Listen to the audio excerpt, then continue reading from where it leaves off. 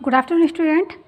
इसके जो पहले हमने फर्स्ट वीडियो बनाई है उसमें हमने प्रश्नावली 1.4 का क्वेश्चन नंबर 1, 2, 3, 4 1, 2, 3 क्वेश्चन हल कर लिए है ना। अब हम देखते हैं क्वेश्चन नंबर 4। क्वेश्चन नंबर 4 क्या कहता है, 5 ऐसे पूर्णांक युग्म लिखिए, युग्म ए बी लिखिए ताकि ए डिवीज़न बी इक्वल टू -3 हो। ऐसा एक युग्म 6 - 2 है क्योंकि 6 डिवीज़न -2 इक्वल टू होता है -3। तो इसमें हमें ए और बी के पूर्णांक निकालना है ना। तो देखिए क्वेश्चन क्या कहता है कि 5 ऐसे पूर्णांक युग्म ए बी लिखना है, यानी ए और बी के रूप में हमें 5 पूर्णांक युग्म लेने हैं जो ए डिवीज़न बी इक्वल टू -3 से सॉल्व हो जाए। यानी ए डिवीज़न बी करने पर हमें क्या प्राप्त हो, -3। जिसमें से एक ऐसा युग्म हमें दे दिया गया है 6 - 2 और उसने इसे सॉल्व करके बताया है कि 6 डिवीज़न -2 इक्वल टू आता है -3। अब हम इसके 5 युग्म निकालते हैं। तो देखिए इसे हल करते हैं। देखिए सबसे पहले हम क्या लेते हैं, ए इक्वल टू -3 और बी इक्वल टू 1। अब A division B equal to -3 से इसकी क्या करते हैं, तुलना। तो A division B equal to -3 से तुलना करने पर हम लिख देते हैं ए की वैल्यू क्या ली है हमने -3, डिवीज़न बी की वैल्यू है 1। तो 1 का यदि जब डिवाइडेशन होगा -3 में तो आ जाएगा -3। तो पहला पूर्णांक युग्म क्या मिलता है हमें, -3 और 1। इसी प्रकार दूसरा लेते हैं, तो दूसरे में हम लेते हैं ए इक्वल टू 6 और बी इक्वल टू -2। इसका भी ए डिवीज़न बी इक्वल टू -3 से क्या करते हैं, तुलना कर देते हैं। ए की वैल्यू 6, डिवीज़न बी की वैल्यू -2 और जब 2 का इसमें डिवाइडेशन करते हैं तो आता है हमारे पास -3। दूसरा पूर्णांक युग्म क्या हो गया, 6 - 2। अब थर्ड में चलते हैं, थर्ड वाला क्या ले लेते हैं, इक्वल टू 9 और बी इक्वल टू -3। फिर इसकी भी तुलना करते हैं, ए डिवीज़न बी इक्वल टू -3। तो ये हो गया, देखिए ए की वैल्यू रख दिया 9, डिवीज़न बी की वैल्यू -3 इक्वल टू ये -3। तो -3 का जब भाग दे देते हैं हम 9 में तो आ जाता है -3। ये तीसरा पूर्णांक युग्म क्या बन गया हमारा, 9 - 3। आप देखिए फोर्थ वाला, ए इक्वल टू 12 ले लेते हैं और बी इक्वल टू -4 ले लेते हैं। तो A division B equal to -3 किए, 12 में -4 का भाग दिया, आ गया -3। तो चौथा पूर्णांक युग्म क्या बन गया, 12 और -4। फिफ्थ वाला ले लेते हैं, इक्वल टू -15 और बी इक्वल टू 5। तो ए की वैल्यू -15, बी की वैल्यू 5 का भाग दिया इसमें -15 में तो आ गया -3। पाँचवा पूर्णांक युग्म क्या बन गया हमारा, -15 और 5। अब इस प्रकार हम आंसर लिख देते हैं कि हमारे 5 पूर्णांक युग्म हो गए, -3 1 और फिर दूसरा -6 - 2, तीसरा हो गया 9 - 3, फोर्थ हो गया 12 - 4 और फिफ्थ हो गया -15 और 5। अब हम चलते हैं अगले क्वेश्चन में। तो देखिए अगला क्वेश्चन क्या कहता है, दोपहर 12 बजे तापमान 0 से 10 डिग्री सेल्सियस ऊपर था। यदि यह आधी रात तक 2 डिग्री सेल्सियस प्रति घंटे की दर से कम होता है तो किस समय तापमान 0 से 8 डिग्री सेल्सियस नीचे होगा। आधी रात को तापमान क्या होगा, सबसे पहले हमें वो क्या दे रहा है कि दोपहर 12 बजे से तापमान कितना है, 10 डिग्री सेल्सियस ऊपर है। और यदि यह आधी रात यानी दोपहर 12 बजे से आधी रात तक का अपन को देखना है, तो दोपहर 12 बजे से आधी रात क्या होगी, 12 बजे ही होगी ना।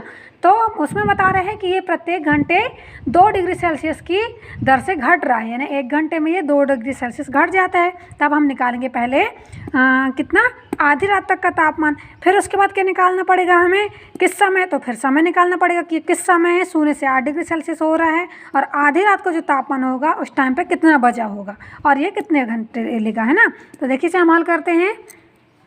तो देखिए इसे सॉल्व करते हैं। दिया गया है, सबसे पहले क्या दिया गया है, दोपहर 12 बजे तापमान दिया गया है 10 डिग्री सेल्सियस और तापमान कम होने की दर क्या दी गई है, -2 डिग्री प्रति घंटा। यानी घट रहा है इसलिए माइनस लगा रहे हैं, यदि बढ़ रहा होता तो धनात्मक चलता है ना, घट रहा है तो क्या हो जाएगा, -2 डिग्री प्रति घंटा।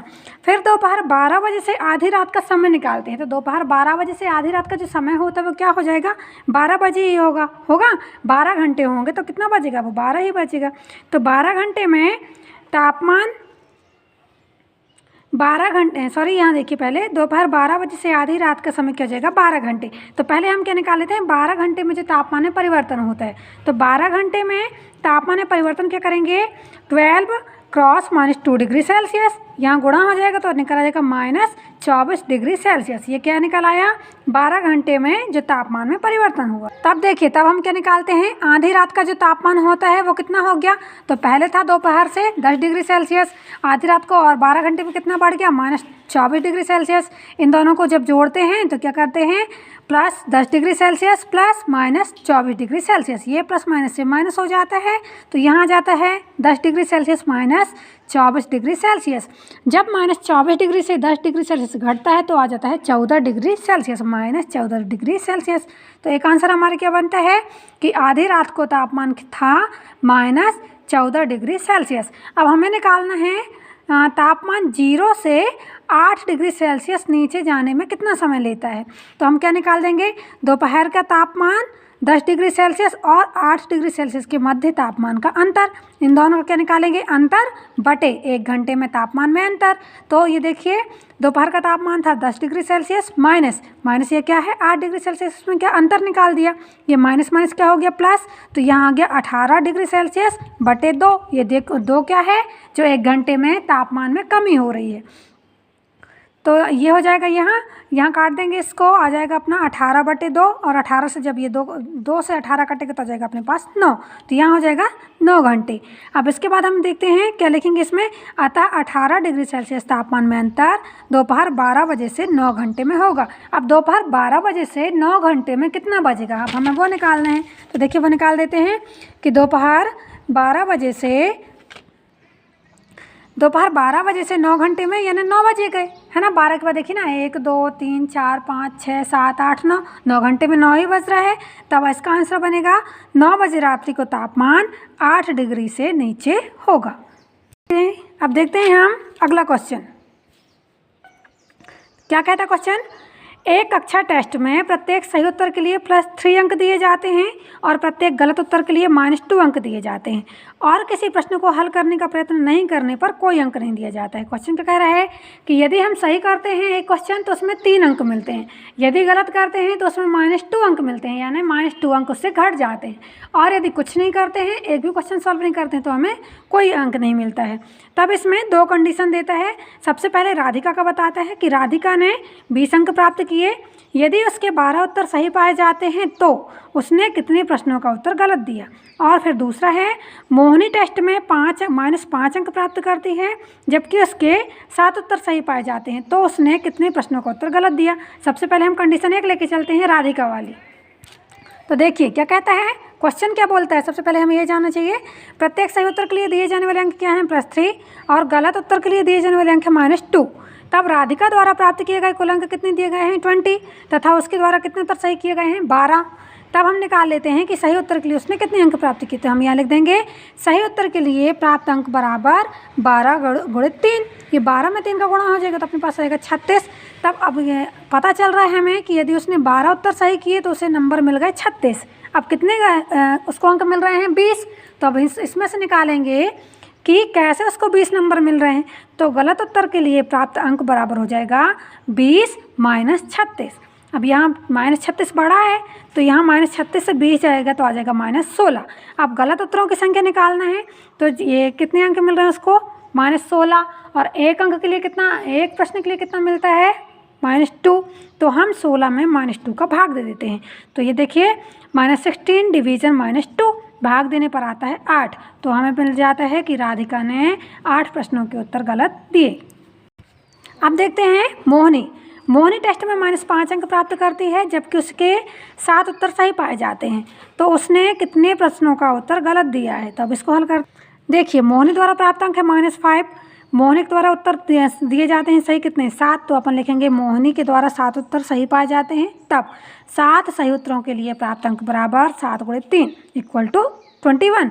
अब इसके बाद गलत उत्तर का निकाल लेते हैं। तो गलत उत्तर के लिए प्राप्त अंक क्या हो जाएंगे -5 - 21 = ये माइनस जुड़ जाएगा तो हो जाएगा -26।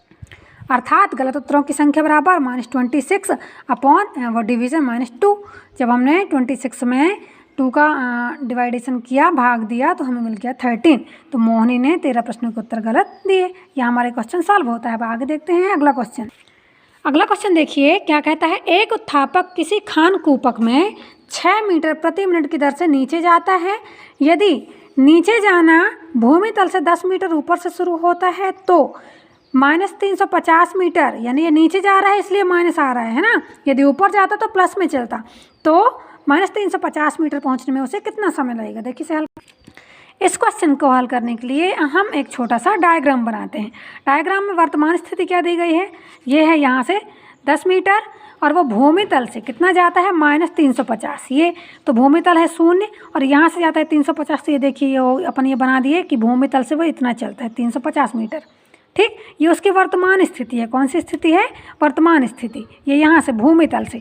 तो हम इसको हल करते हैं कि उत्थापक की वर्तमान स्थिति भूमि तल से 10 मीटर ऊपर है तथा भूमि तल से नीचे उत्थापक द्वारा चली गई दूरी है 350 मीटर। तब उत्थापक द्वारा चली गई कुल दूरी क्या निकाल देंगे अपन? ये 350 + 10 इक्वल टू क्या हो जाएगा? 360 मीटर। तो हमें पता चल जाता है कि वो कितने चलते हैं। टोटल दूरी उसकी है 360 मीटर और नीचे जाने की दर क्या है? 6 मीटर प्रति मिनट, यानी वो 1 मिनट में 6 मीटर नीचे चला जाता है। तब उत्थापक द्वारा लिया गया समय क्या हो जाएगा? कुल दूरी बटे नीचे जाने की दर। कुल दूरी कितनी है अपनी? 360 मीटर और नीचे जाने की दर क्या है? 6 मीटर प्रति मिनट, है ना। ये मीटर, ये mm क्या है? ये 6 मीटर है और ये प्रति मिनट है। हम इसको भाग दे देंगे, 6 का भाग दे देंगे 360 में, तो हो जाएगा हमारे पास 60 मिनट। और 60 मिनट इक्वल टू क्या होता है? 1 घंटा, है ना।